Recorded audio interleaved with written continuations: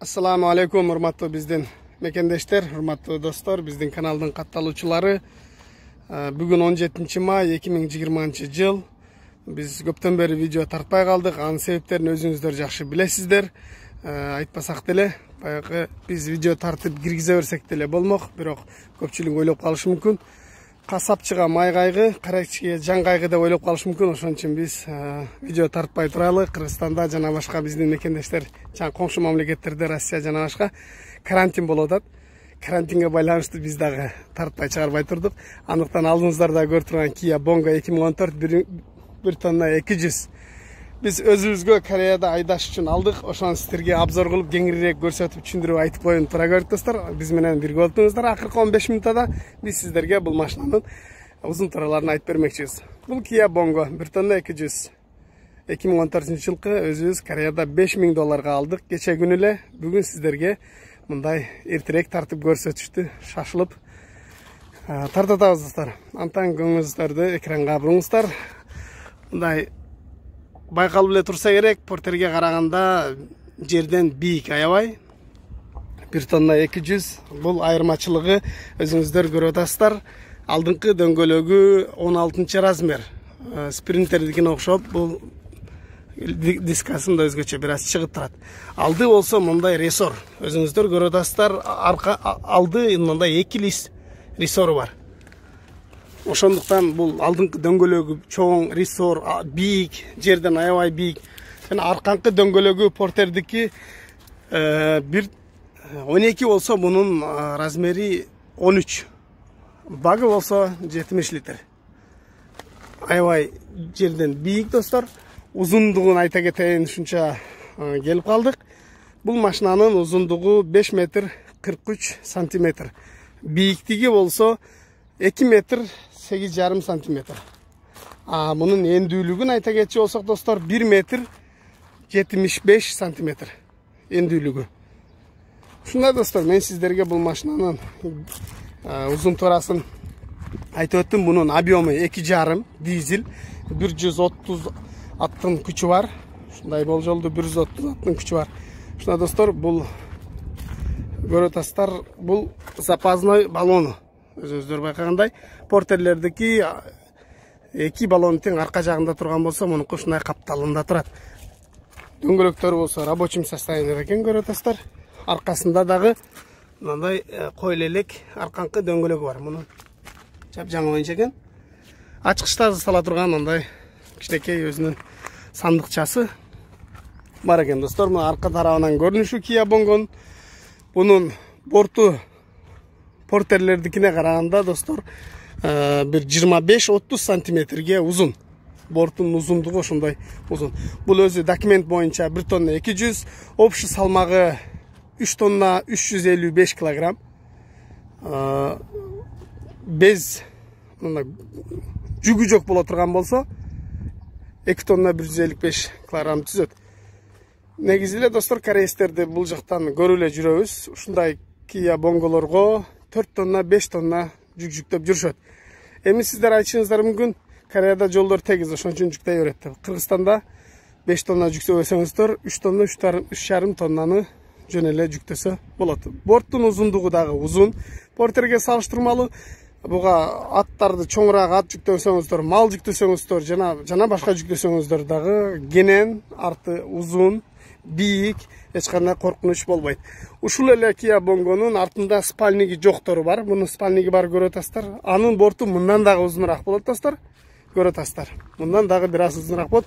Kia Bongo негизи портерден айырмаланып, көрүп атасыздар. Бийиктиги, узундугу, чоңдугу, грузоподъемности жана ошондой эле мунун мотордун күчтүүлүгү, роман усилтетилгени дагы ушундай айырма берет. Биз корейстерден сурадык, эмне себептен булар Kia Bongo'ну жакшы көрүшөт, эмне үчүн ушуна көп айдашат десек, булар айтат, мунун рамасы да усиленный дейт, бийик дагы дейт, коркпостон жүктөйбүз дейт да туугандар. Андыктан достор, Kia Bongo алабыз деп жүргөндөр коркпой эле алсаңыздар болот. Бизде Kia Bongo'лор аз, себеби эмнеде? Себеп бизге биринчи эле барганда портерлер барып баштагандагы, ошондон улам портерлерди элдер мындай жакшы көрүп айдашат. Bongo жөнөткөндөр дагы, Bongo алгандар дагы бар, бирок азыраак кездешет. Өзбекстан менен Монголияда портерден көрө боңгону көп алышат. Портер менен боңго отурса, алар портерди албайт да келип туруп боңгону алып кетишет. Себеп аларда боңго өтүмдүү, ходовой, бизде портердегидей. Эконун запчастарынын жылы эскилеринде бир аз айырмачылыктар болушу мүмкүн, бирок жылы жаңы Kia Bongo менен портердин запчастары почти бирдей эле. Ушунда достор, мен сиздерге бунун узун турасын айтып өттүм. Эми сиздерге мен салонунда тартып көргөзөйүн. Бисмилла дегенде эшигин ачып көргөзөлү. Бул эшигин көрө атасыздар, мына ручкалары мындай жылтырак хром, электропакет, мындай пластиковый да, мына жыгачтын түсүндө пластикте. Чөнтөкчөсү бар. Жана колонкасы, бул жагында пышалкасы дагы бар экен достор. Бул жагына көңүл бура турган болсок, бул электрозеркало. Оң жак, сол жактын электрозеркало. Жылы болсо 2014. Достор, бул портерден бийик болгондуктан буга мындай атайын ручканы кармап, анан кийин чыкпаса чыга албайсың. Бисмилла. Мына бисмилла деп отурдук. Бул коопсуздук жастыгы, подушка безопасности, өзүңүздөр жакшы билесиздер. Бул анча-мынча азыр жеңил машиналарда дагы жок комплектациялар бар экен, өзүңүздөр көп болосуздар. Мультируль достор, көрүп атасыздар. Бул жагына көңүл бура турган болсок, складывание зеркала, бул айнектерин күзгүлөрүн кайрыйт, билесиздер. Бул жылыткычы, жана подогрев зеркала. Бул болсо подогрев руль, кышында болсо рульдү кармаганда муздак болбош үчүн жагып коесуздар. Подогрев сиденья, кондиционер, штатный магнитофон достор, MP3, Bluetooth, жана башка. Бул жагында көрүп атасыздар, USB-ге выход, перекрутитель, бuyanda чөнтөкчөсү бар экен. Бул 6 ступка механика. Көрүп атасыздар, бул жагын карасаңыздар, подстаканник, подлокотник болуп өзүнчө элечи. Бул өзү негизи 3 киши отурса болот, бул жагына 2 киши шопур менен 3, буну тургузуп койсо 3 киши отурат. Азыр мен сиздерге аны да көргөзөм. Эми негизи өзү бардыңыздар эле портер жана Bongo айдап жүрөсүздөр, муну менден жакшы билесиздер. Мен сиздерге билбегендер үчүн көрсөтүп коюн тура көрүп достор, эч кандай бир кыйынчылык деле тудурбайт. Бул жагын карасаңыздар, үстүнө дагы бир нерсе койсоңуздар болот. Жана астында мындай бардачок бар. Бардачогунда өзүнчө чөнтөкчөлөрү бар экен, китепчелери. Ошондой эле бул жагында дагы мен эми нарк бетине өтүп көрсөтө турбайын, сиздерге ушул жерден эле көрсөтөйүн. Чөнтөгү жана башка пышалкалары дагы бул жагында жайгашкан. Достор, эми сиздерге азыр мен буну пробегин дагы айта кетейин. Бисмилла дегенде 233.455 пробег. Подушка безопасности да бар, көрүп атасыздар, иштейт. Мен сиздерге бул машинаны жүргүзүп көргөзөйүн. Машинаны жүргүздүк. Бул болсо хайпас. Мына достор, булар бардыгы иштейт. Азыр сиздерге жакшы мындай немеде көрүнбөйт болуш керек. Көрүп турасыңыздар, мына айнектери өзүнчө ушунда ачылып, подогрев жана башка мультируль. Айтып өттүк, азыр сиздерге мен бул машинаны ичин көрсөткөндө мотор жагына дагы көңүл бурабыз. Үстүндө дагы ушундай бардачоктор бар экен. Мындай тор менен тосулган. Бирдемелер салсаңыздар, уштап түшүп кетпеш үчүн өзүңүздөр жакшы билесиздер. Бул жагында дагы мындай бул жери мындай көз ачки салып койсоңуздар болот. Бар билесиздер, бул светтерин. Потологуна кола чачырап кеткенби, ачканда айтор ушундай бир аз кир болуп калыптыр. Эми буюрса муну химический кылып тазалап коебуз. Ушуна достор, мен сиздерге азыр бул машинанын наркы тарабынан өтүп мотор жагын көргөзөйүн. Мына достор, мотор иштеп турат. Эч кандай мындай ашыкча звук жок. Мотор болсо аябай кир экен. Негизи эч кандай маяккан жерлери жок. Бардыгы жакшы иштеп турат. Эч кандай проблема жок. Сиздерге достор, мен бул машинанын узун турасын жана башка жактарын көрсөттүм. Негизи бул машинаны көрүп атасыздар, бир аз кыйнап коюптур. Бир аз калитрак адам минген окшойт. Карабаган адам мингенби? Айтор салондору дагы кир, сырттары дагы ушундай чийилген. Бизге Кыргызстанга барса бул машина кандай сон гүл кылып коюшун биздин усталардын колунан келет. Аны өзүңүздөр жакшы билесиздер. Бул машинаны жөнөтсөк таныбай калабыз өзүбүз. чындап эле ушул өзүм машинам бу деп. Мындан жаман акыбалдагы машиналар барып бир жакшынакай болуп калгандарына өзүңүздөр күбө болуп атасыздар. Негизи эле мындай борттордун мындай чийилген жерлери бар экен.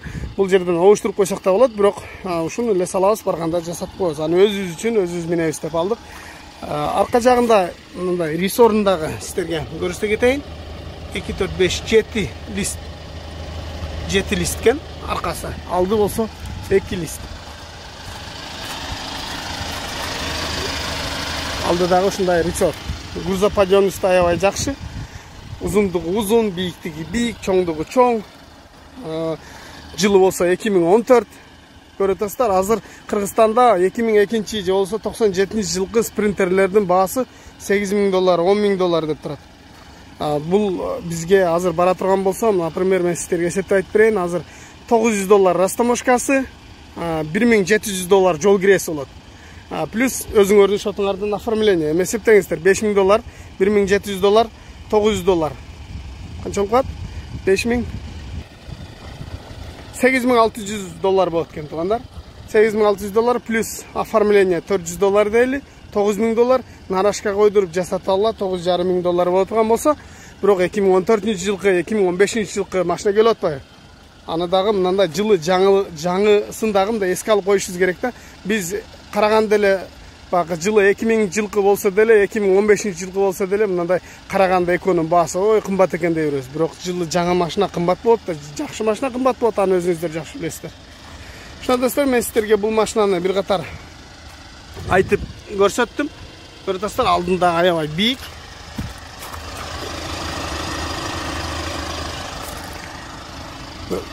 Bir жүктөсөңүздөр деле, бир оор жүк жүктөсөңүздөр деле алды тийип калат же башка болот дебестен коркпостон айдасаңыздар болот достор. Ушуна достор, бул машинаны өзүбүзгө алдык да, ошон үчүн сиздерге бир обзор кылып кененирээк түшүндүрүп коелу деп сиздерге көргөзүп атабыз. Аны туура кабыл аласыздар деген ойдомун. Эми биз буну сиздерге көрсөтүп, максат бизде Кыргызстанда Kia Bongo'ну анча алышпайт да, коркушат. Kia Bongo запчас жок. Азыр эмне машинага болсо деле запчасты заказ кыласың, же болсо базарга барып аласың, жок болсо издейсиң. Ошондой эле бунун да запчасы мына керек болсо жөнөтүп беребиз. Бизде запчас Россия жакын, Россияда бар. Кыргызстанда деле бир канча Kia Bongo'лор ушу жердеги балдар өздөрү үйлөрүнө портер эмес, именно Bongo жөнөтүштү.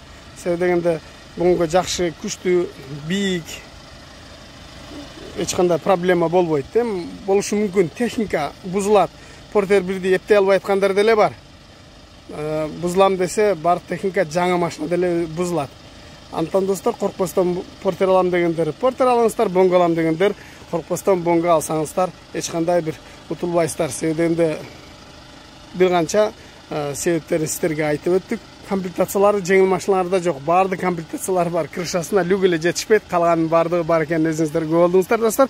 Биздин каналга жазыла электер болсо, сөзсүз подписаться деген кнопканы басып жазыла кетиңиздер. Ошондой эле биздин описанияда биздин Instagram баракчанын, Telegram группанын ссылкалары бар. Биз менен байланышам дегендерге номер дагы описанияда 1 эмес 4 номер бар. Ошол жакка жазсаңыздар, чалсаңыздар болот достор. Андыктан биз бул видеону узартпастан кыскартайлы дагы сиздер менен ассаламу алейкум деп коштошойлу. Баарыңыздар аманчылык, жакшылык күндөрдө учурашканды Аллах Таала насип кылган болсун. Ассаламу алейкум дагы бир жолу.